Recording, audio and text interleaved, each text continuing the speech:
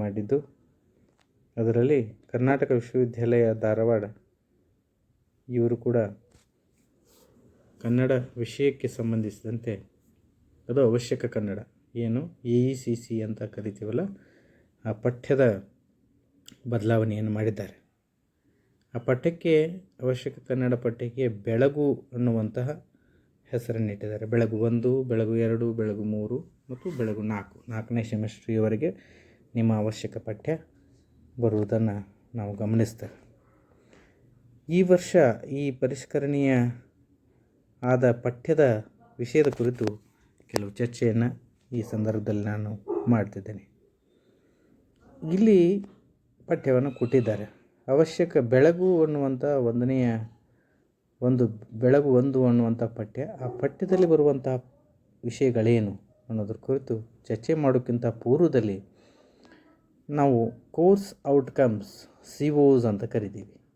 ಈ ಪಠ್ಯವನ್ನು ಓದೋದ್ರಿಂದ ನಮಗೇನಾಗುವಂಥ ಲಾಭಗಳೇನು, ಏನೇನು ಬದಲಾವಣೆಗಳು ವಿದ್ಯಾರ್ಥಿಗಳಲ್ಲಿ ಬರಬೇಕು ಅನ್ನುವಂಥ ವಿಷಯವನ್ನು ಇಲ್ಲಿ ಕೊಟ್ಟಿದ್ದಾರೆ. COs 1ರಲ್ಲಿ ರಾಷ್ಟ್ರೀಯತೆ ಎಂಬ ಪರಿಕಲ್ಪನೆಯ ಕುರಿತು ಸ್ಪಷ್ಟತೆ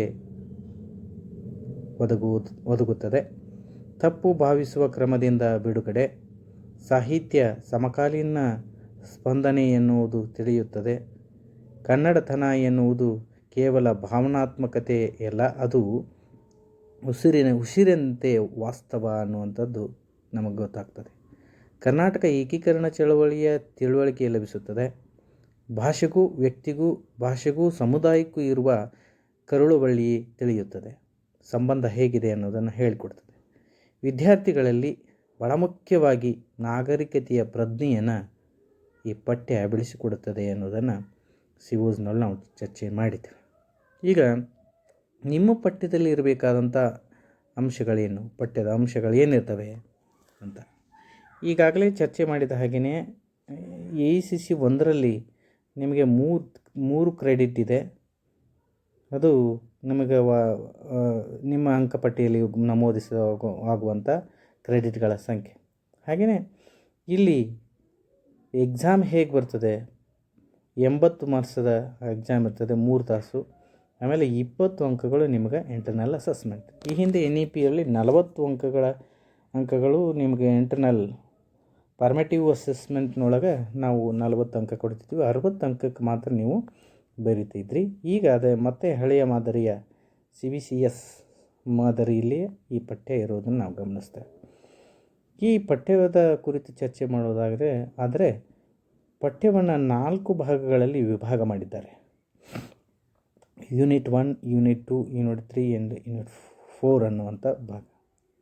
ಯೂನಿಟ್ 1ರಲ್ಲಿ ರಾಷ್ಟ್ರೀಯತೆ, ಅದರೊಳಗೆ ಭಾಳ ಮುಖ್ಯವಾಗಿ ಶ್ರೇಷ್ಠ ಬರಹಗಾರರು ಭಾಳ ದೊಡ್ಡದಾಗಿ ಚಿಂತನೆ ಮಾಡುವಂಥ ರಾಷ್ಟ್ರೀಯತೆ ಬಗ್ಗೆ ಚಿಂತನೆ ಮಾಡುವಂಥ ವಿದ್ವಾಂಸರ ಲೇಖನಗಳನ್ನು ಓದಲಿಕ್ಕೆ ಇಟ್ಟಿದ್ದಾರೆ.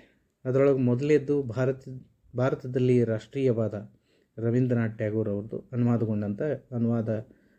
ಇದು ರವೀಂದ್ರನಾಥ್ ಟ್ಯಾಗೋರ್ ಅವರು ಬರೆದಂಥ ಈ ಲೇಖನವನ್ನು ಅನುವಾದಿಸಲಾಗಿದೆ ಕನ್ನಡದಲ್ಲಿ.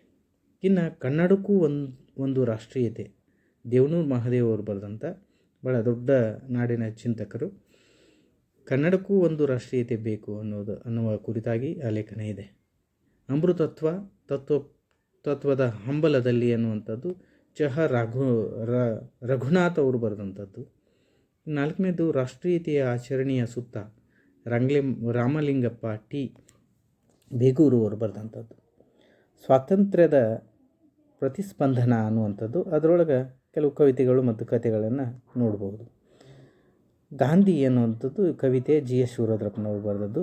ಭಾರತಾಂಬೆಯ ರಥೋತ್ಸವ ಡಿ ಗೋವಿಂದ್ ದಾಸ್ ಬರೆದದ್ದು. ನಿರಾಶ್ರಿತ ಕಥೆ ಇದು H ಸಾವಿತ್ರಮ್ಮ ಬರೆದಿದ್ದು. ಇಂದೇ ಸಿಮೋಲ್ಲಂಘನ ಅನ್ನುವಂಥದ್ದು ಚನ್ವೀರ್ ಕನಿಯವರು ಬರೆದದ್ದು. ಇದು 2ನೇ ಯೂನಿಟ್ನೊಳಗೆ ಬರುವಂಥ ಅಂಶ. ಈ ಅಂಶಗಳನ್ನು ನಾವು 15 ತಾಸಿನೊಳಗೆ ಅದನ್ನು ವಿಭಾಗ ಮಾಡಿದ್ದಾರೆ. ಅಷ್ಟು ಅವಧಿಯೊಳಗೆ ಬೋಧನೆ ಮಾಡಬೇಕಾಗ್ತದೆ. ಇನ್ನು 3ನೇ ಯೂನಿಟ್ನೊಳಗೆ ಕರ್ನಾಟಕತ್ವ ತಾತ್ವಿಕತೆ ಅನ್ನುವಂಥದ್ದು. 1ನೇದ್ದು ಕನ್ನಡ ಡಿಂಡಿಮ ಕವಿತೆ ಮತ್ತು ಮುನ್ನುಡಿ ಕುವೆಂಪು ಅವರು ಬರೆದಂಥದ್ದು. ನಾಡಿಗೂ ನುಡಿಗೂ ಸಂಬಂಧ. ದ ರಾ ಬೇಂದ್ರೆಯವರು ಅದ್ಭುತವಾದಂಥ ಲೇಖನ ಇದು. ನಾಡಿಗೂ ನುಡಿಗೂ ಹೇಗೆ ಸಂಬಂಧ ಇದೆ ಅನ್ನೋದನ್ನು ಈ ಲೇಖನದಲ್ಲಿ ಚರ್ಚೆ ಮಾಡಿದ್ದಾರೆ. ಜನಭಾಷೆ ಸ್ಥಿತಿ ಮತ್ತು ಗತಿ ಅನ್ನೋದು ಚಂಪಾ ಅವರು ಬರೆದದ್ದು. ಕರ್ನಾಟಕ ಸಂಸ್ಕೃತಿ ಎಂದರೇನು ರಹಮತ್ ತರೀಕೆರೆಯವರು ಭಾಳ ಅತ್ಯುತ್ತಮವಾದಂತಹ ಲೇಖನಗಳನ್ನು ನಿಮ್ಮ ಅಭ್ಯಾಸಕ್ಕಿಟ್ಟಿದ್ದಾರೆ. ವಿದ್ಯಾರ್ಥಿಗಳು ಇವುಗಳನ್ನು ಓದಿ ನಂತರ ಇಲ್ಲಿ ಹೇಳಿದಂತಹ ಕೋರ್ಸ್ ಔಟ್ಕಮ್ಸ್ ಇದಾವೆಲ್ಲ ಅವುಗಳು ನಿಮ್ಮಲ್ಲಿ ಜಾಗೃತಗೊಳ್ಳಬೇಕು ಅನ್ನುವಂಥ ಆಶಯ ಕರ್ನಾಟಕ ವಿಶ್ವವಿದ್ಯಾಲಯದ ಮತ್ತು ಅವಶ್ಯಕ ಕನ್ನಡ ಪಠ್ಯದ್ದು ಅನ್ನೋದು ನಾವು ಇಲ್ಲಿ ಗಮನಿಸಬೇಕು. ಇನ್ನು ಕರ್ನಾಟಕತ್ವ ಸೃಜನಶೀಲ ಸ್ಪಂದನೆ ಅನ್ನುವಂಥದ್ದು ಹಳಗನ್ನಡ ಮಾದರಿಯ ಒಂದು ಪಠ್ಯ ಅಂದರೆ ನಿಮಗೆ ಶ್ರೀ ವಿಜಯನ ಪಠ್ಯವನ್ನು ಇಟ್ಟಿದ್ದಾರೆ. ಕಾವೇರಿಯಿಂದ ಗೋದಾವರಿವರೆಗೆ ಅನ್ನುವಂಥ ಒಂದು ಲೇಖನ, ಅದು ಶ್ರೀ ವಿಜಯ ಹೇಳಿದಂಥ ಕೆಲವು ಕವಿತೆಯ ಸಾಲುಗಳು ಅಲ್ಲಿ ಬರುವುದನ್ನು ನಾವು ನೋಡ್ತೇವೆ. ಇನ್ನು ಎರಡನೇದು ಉದಯವಾಗಲಿ ನಮ್ಮ ಚೆಲುವ ಕನ್ನಡ ನಾಡು, ಹುಯಿಲ್ಗುಳ ನಾರಾಯಣ ಅವರು ಬರೆದಂಥದ್ದು. ಅದು ಕೂಡ ಕವಿತೆ. ಅದು ಕೂಡ ಕರ್ನಾಟಕ ಏಕೀಕರಣ ಸಂದರ್ಭದಲ್ಲಿ ಬಹಳ ದೊಡ್ಡದಾದಂತಹ ಕೆಲಸ ಮಾಡುವಂಥ ಕಾರ್ಯಗಳು ಮಾಡಿದಂಥ ಮಹನೀಯರ ಕುರಿತು ಇಲ್ಲಿ ನಾವು ನೋಡ್ತಿದ್ದೇವೆ. ಇನ್ನು ಆಯ್ದ ವಚನಗಳು ಜಯದೇವ ತಾಯಿ ಇಲಿಗಾಡಿ ಅವರು ಬರೆದದ್ದು. ನಿತ್ಯೋತ್ಸವ KS ನಿಸಾರ್ ಅಹ್ಮದ್ ಅವರದು.